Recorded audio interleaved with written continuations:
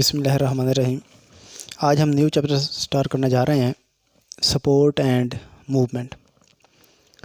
तमाम जानदारों को, चाहे वो प्लांट्स हैं चाहे वो एनिमल्स हैं, उनको एक तो सपोर्ट की ज़रूरत है, क्योंकि ग्रेविटेशनल फोर्स तमाम जानदारों को नीचे की तरफ खींच रही है। सपोर्ट से ही वो इस ज़मीन पर मौजूद हैं, वॉक कर रहे हैं और जो फ़िज़िकल एक्टिविटीज़ है वो परफॉर्म कर रहे हैं। ये क्यों ज़रूरी है? हम मूवमेंट के बग़ैर, हम लोकोमोशन के बग़ैर हम सर्वाइव ही नहीं कर सकते। प्रीडेटर आ गया, उससे बचना है तो आपको मूव करना पड़ेगा। आपने शिकार करना है तब आपको मूव करना पड़ेगा। आपने यानी खुराक के लिए, रेजिडेंस के लिए, दुश्मनों से बचने के लिए, ये तमाम वो प्रोसेस हैं जिसके लिए हमें मूवमेंट और लोकोमोशन की ज़रूरत होती है। तो वो हमें इसमें हम चैप्टर में देखेंगे कि कैसे सपोर्ट हमें मिलती है और हम मूवमेंट, ये दो अलग-अलग टर्म्स हैं। सपोर्ट है ग्रेविटेशनल फोर्स के अगेंस्ट हम अपने आप को स्टेबल करते हैं, ये सपोर्ट है। जबकि जो मूवमेंट है या लोकोमोशन है, इसके बारे में हम देखते हैं ज़रा। कंसेप्ट और नीड की बात हो चुकी कि ये हमारा जो ज़रूरत है, तीन बुनियादी चीज़ें हैं खुराक के लिए, सर्वाइवल के लिए, ज़िंदगी की बका के लिए, दुश्मनों से बचने के लिए, हमला करने के लिए, रेजिडेंस के लिए और रिप्रोडक्शन के लिए। इनके लिए हमें मूवमेंट की ज़रूरत होती है, सपोर्ट की ज़रूरत होती है। और मूवमेंट एंड लोकोमोशन दो डिफरेंट टर्म्स हैं। मूवमेंट एंड लोकोमोशन, हम कॉमन सेंस में यही समझते हैं कि ये शायद एक ही चीज़ है कि हरकत करना एक चीज़ नहीं है। मूवमेंट और लोकोमोशन, अमूमन लोकोमोशन पूरे जानदार का एक जगह से दूसरी जगह तक जाना, ये लोकोमोशन होता है। मैं यहाँ पे मौजूद हूँ, मैं अपनी जगह मैंने चेंज कर ली, ये लोकोमोशन कहलाएगा। और अगर मैं अपनी जगह पे खड़ा हूँ, मेरे डिफरेंट पार्ट्स अपनी जगह चेंज करते हैं। मेरा हाथ यहाँ पे है, मेरा हाथ यहाँ पे आ गया, हाथ की पोजीशन चेंज हो गई। ये जानदार वही है, उसके पार्ट्स अपनी पोजीशन चेंज करते हैं, ये मूवमेंट कहलाएगा। प्लांट्स में लोकोमोशन नहीं होती, प्लांट्स जहाँ पे मौजूद है वहीं पे रहता है। हाँ, अलबत्ता उसमें उसके पार्ट्स मूव करते हैं, उसकी ब्रांचेज मूव करती हैं, उसके जो फ्लावर हैं या उसके लीव्स हैं वो मूव करते हैं। वो खुद जानदार, वो प्लांट मूव नहीं करता। इसलिए हम कहते हैं प्लांट्स में मूवमेंट्स होती हैं और जानवरों में, एनिमल्स में लोकोमोशन हो सकती है, जो अपनी जगह मुकम्मल चेंज करता है। तो ये कैसे लोकोमोशन और मूवमेंट को हम अगर देखें तो ये कैसे पॉसिबल है? पहले हम सपोर्ट के बारे में देखेंगे, उसके बाद फिर हम मूवमेंट के बारे में देखेंगे। तो ये दोनों टर्म्स हैं, मिलते जो इंटर रिलेटेड हैं, इनको इकट्ठा ही हम डिस्कस करेंगे। सपोर्ट जो होती है प्लांट्स में या हमारे जानदारों में, छोटे लेवल के जानदारों में, वो बुनियादी तौर पर सेल्स की बदौलत होती है। कोलन काइमा सेल्स हैं, पैरेन्काइमा सेल्स हैं, स्क्लेरेन्काइमा सेल्स हैं।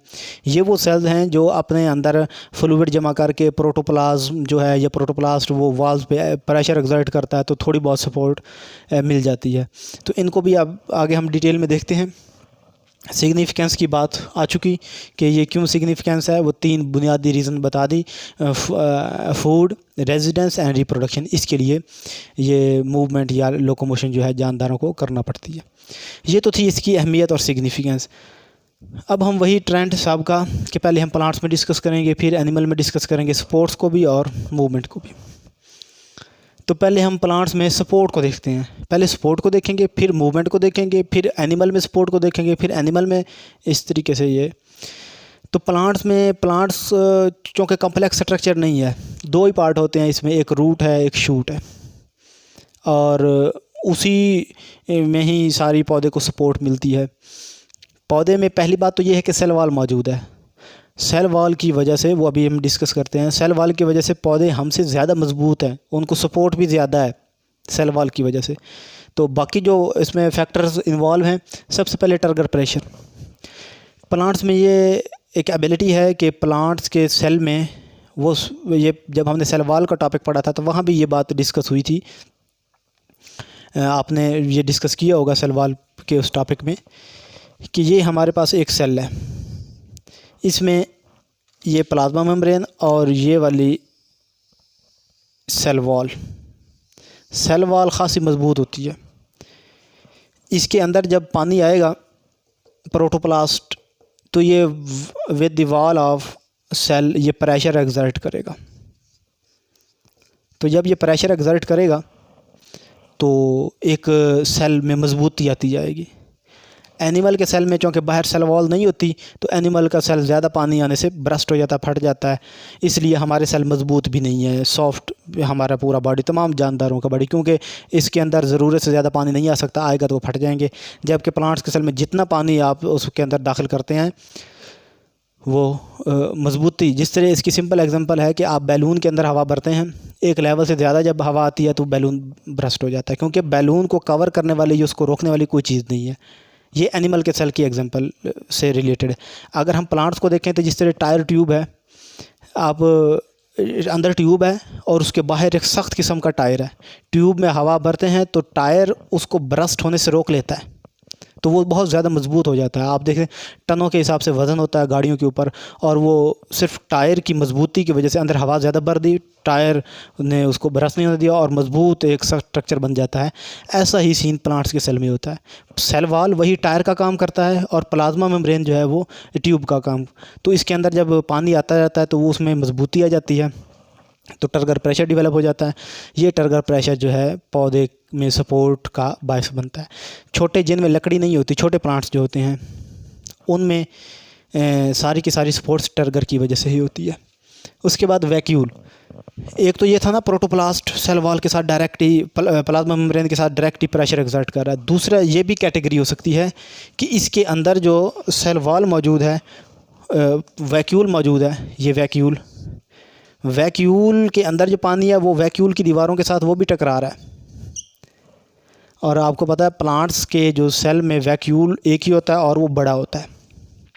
अब ये दूसरा प्रेशर है, एक तो सेल के अंदर जो फ्लूइड था वो प्लाज्मा मेम्ब्रेन के साथ, दूसरा जो वैक्यूल के अंदर है वो भी वैक्यूल की दीवार जो टोनोप्लास्ट कहलाती है उसको प्रेशर एक्सर्ट कर रहा है। बाहर तो सेल वाल मौजूद है, वो तो नहीं रोकेगी। अब यहाँ पे डबल जो है वो अंदर प्रेशर डेवलप हो गया और टोनिसिटी इसको बोलते हैं, टोनिसिटी डेवलप हो गई, मजबूत बन गया स्ट्रक्चर। तो ये वैक्यूल के ज़रिए भी। तीसरा जो है पार्ट वो सपोर्टिंग टिश्यू हैं जो कि बड़े प्लांट्स में भी मौजूद हैं, जिसमें कोलन काइमा सेल्स है, सक्लेरन काइमा सेल्स है। ये दो बड़े सेल्स हैं जो सपोर्ट का रोल प्ले करते हैं। पहले मैं फ़र्क बता दूं कोलन काइमा, पैरन काइमा और सक्लेरन काइमा में। पैरन काइमा सेल जो होते हैं ये थिन मेम्ब्रेन होते हैं, थिन वॉल्ड होते हैं। ये जो पौधे के पत्ते के सेल होते हैं, ये जो फोटोसिंथेसिस करते हैं, ये पैरन काइमा सेल्स हैं, ये बिल्कुल सॉफ्ट होते हैं। उसके बाद आते हैं कोलन काइमा। कोलन काइमा थिक वॉल्ड होते हैं। ये इनकी जो सेल वाल ये मजबूत होते हैं, सेल वाल मजबूत होती है इनकी, इनके ये मजबूती का बायस। पैरन काइमा इतनी मजबूती का बायस नहीं बनते क्योंकि वो तो थिन वॉल्ड होते हैं, जबकि ये थिक वॉल्ड होते हैं, ये मजबूती का बायस बनते हैं। और सक्लेरन काइमा ये शुरू में तो लिविंग होते हैं, बाद में नॉन लिविंग होते हैं, डेड होते हैं, और ये सबसे ज़्यादा मजबूत हैं। तो इसको हम देखते हैं सक्लेरन काइमा की। फिर फर्दर 3 डिफरेंट टाइप्स के सेल हैं, फाइबर्स, सेक्लरीड्स एंड वेसल। जाइलम में एक तो लंबी ट्यूब होती है ना, इस तरीके से एक ट्यूब है, फिर दूसरी ट्यूब है, फिर इस तरीके से ट्यूब से ट्यूब मिलती जाती है और एक वाटर और मिनरल के लिए एक पैसेज बन जाता है। इन ट्यूब्स को हम वेसल का नाम देते हैं। और फाइबर ये आपको नज़र आ रहा है, ये इलांगेटेड स्ट्रक्चर है, ये इलांगेटेड स्ट्रक्चर फाइबर कहलाते हैं। और ये लंबाई के रुख होते हैं। ये लंबाई के रुख जब सेल के अंदर मौजूद होते हैं तो ऑटोमेटिकली मजबूती आ जाती है। एक स्ट्रक्चर मौजूद है, दूसरा, तीसरा, तो ये पूरी लेंथ में मौजूद है। इसकी एग्जांपल वही है जो कि एक बिल्डिंग में कंक्रीट की एग्जांपल होती है, सरिये की एग्जांपल होती है। रॉड आप देखते हैं कि जो मिस्त्री होते हैं वो सरिया दरमियान में डाल देते हैं ताकि मजबूती आए पिलर में। तो जो रोल उस सरिये का पिलर में होता है वही रोल फाइबर का उस वेसल। और यही वजह आप देखते हैं कि कितनी हवाएं आंधियां चलती हैं और वो प्लांट्स फिक्स मौजूद हैं सिर्फ इसी की वजह से कि ये जो फाइबर मौजूद हैं, इस फाइबर से वो एक इतना मजबूत स्ट्रक्चर डेवलप हो जाता है। और उसके बाद सेक्लरीड्स भी ये भी थिक वॉल्ड, ये सारे सक्लेरन काइमा ये मजबूत और सबसे स्ट्रॉन्गेस्ट वॉल इनकी। सेक्लरीड्स में ये इलांगेटेड नहीं है बल्कि शॉर्ट हैं, और ये नट, ये जो बादाम के वो उसके बाहर मौजूद होता है या अखरोट के बाहर, ये जो पौधे के इसके अलावा जो पार्ट होते हैं उनमें मजबूती का बायस बनते हैं, नट्स, शल वगैरह में। वेसल की बात पहले हम डिस्कस कर चुके। तो ये था हमारे जो प्लांट्स के अंदर जो सेल्स हैं जो कि सपोर्ट का रोल प्ले कर रहे हैं। और अच्छा, यहाँ पे एक और भी बात आती है एंगुलर थिकनिंग की। कोलन काइमा की बात रह गई है। कोलन काइमा में एंगुलर थिकनिंग होती है। एंगुलर थिकनिंग का मतलब होता है कहीं पे सेल वाल मोटी है, कहीं पे बारीक है। वो जो सेकेंडरी प्राइमरी सेल वाल तो तकरीबन कांस्टेंट ही होती है। प्राइमरी सेल वाल के अंदर जो सेकेंडरी सेल वाल होती है वो कहीं से थिक है, कहीं से थिन है, कहीं से थिक है। तो अगर एंगल यानी बाहर जहाँ पे एंगल बन रहा है वहाँ पे अगर थिक सेल वाल होगी तो वो कोलन काइमा सेल्स की निशानी है। जो स्क्लेरन काइमा सेल्स हैं इसकी सेकेंडरी सेल वाल, प्राइमरी नहीं, सेकेंडरी सेल वॉल के अंदर ये बहुत थिक होती है और इसके अंदर कैल्शियम कार्बोनेट मौजूद होता है, सिलिका मौजूद होता है, साल्ट मौजूद होते हैं, डेपोजिशन मौजूद, इनकी मिनरल्स की, आयंस की, इनऑर्गेनिक आयंस की डेपोजिशन होती है, जिसकी वजह से सेल वॉल बहुत ज़्यादा। आप देखते हैं पौधों के बाहर जो छाल होती है, पौधे के स्टेम जो बड़े प्लांट हैं उनकी छाल को देखें तो वो बहुत सख्त होती है, उनके अंदर पानी भी नहीं होता, वो ये स्क्लेरन काइमा सेल्स ही होते हैं। इससे पौधों को जो है वो सपोर्ट मिलती है और पौधे विंड में भी और हार्श इन्वायरमेंटल कंडीशन में भी वो अपने आप को सरवाइव रखते हैं। ये था पौधे में सपोर्ट्स के जो डिफरेंट फैक्टर्स हैं और उनसे रिलेटेड सेल्स।